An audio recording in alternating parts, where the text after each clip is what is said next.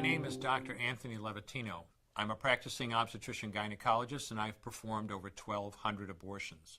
Today I'm going to describe a second trimester surgical abortion called dilatation and evacuation, or D&E. A D&E is performed between 13 and 24 weeks of pregnancy. After administering anesthesia, the abortionist uses a weighted speculum, like this one, that opens the vagina widely. Because second trimester babies are so large, this greater access facilitates a late-term abortion. Late-term abortion requires that the cervix be prepared 24 to 48 hours in advance with laminaria. Laminaria is a type of sterilized seaweed that absorbs water over 8 to 12 hours and swells to several times its original diameter. Once removed, metal dilators can be used to further open the cervix as needed. Once the cervix has been stretched open, the suction tube is placed inside. A baby at 20 weeks gestation is as big as the length of my hand, from head to rump, not counting the legs. The suction machine is turned on, and pale yellow amniotic fluid surrounding the baby is suctioned out through the catheters. With babies this big, they don't fit through catheters this size. The baby's bones and skull are too strong to be torn apart by suction alone. This is a Sofer clamp. A Sofer clamp is made of stainless steel. It's about 13 inches long. The business end is about 2.5 inches long and a 1/2 inch wide, and there are rows of sharp teeth. This is a grasping instrument. When it gets a hold of something, it does not let go. The abortionist uses this clamp to grasp an arm or leg.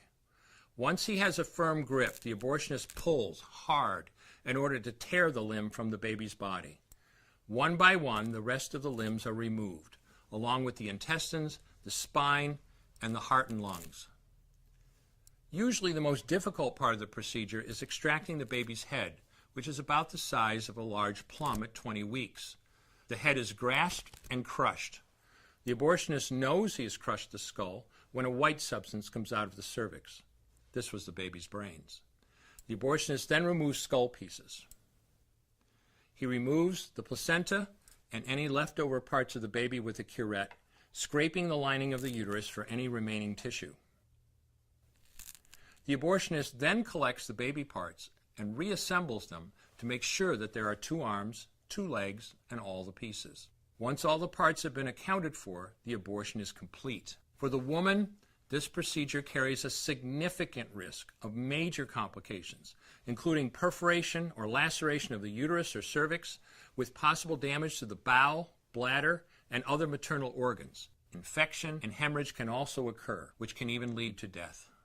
Future pregnancies are also at greater risk for loss or premature delivery due to abortion-related trauma and injury to the cervix. As I mentioned at the beginning, I'm Dr. Anthony Levatino, and in the early part of my career as an OBGYN, I performed over 1,200 abortions. One day, after completing one of those abortions, I looked at the remains of a preborn child whose life I had ended, and all I could see was someone's son or daughter. I came to realize that killing a baby at any stage of pregnancy for any reason is wrong. I want you to know today, no matter where you're at or what you've done, you can change. Make a decision today to protect the preborn. Thank you for your time. I will no longer do any more abortions. When you finally figure out that killing a baby that big for money is wrong, that it doesn't take you too long to figure out it doesn't matter if the baby is this big or this big or this big or maybe even this big, it's all the same. And I haven't done any since then, and I never will.